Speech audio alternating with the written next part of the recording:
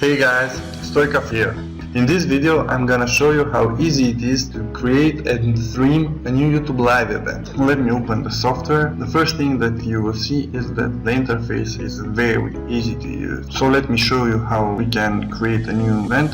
We click on add a new event, we write the title, let's name it dummy event, description, add the tags. I will pick for tomorrow, choose the thumbnail, choose a video file, and that's it.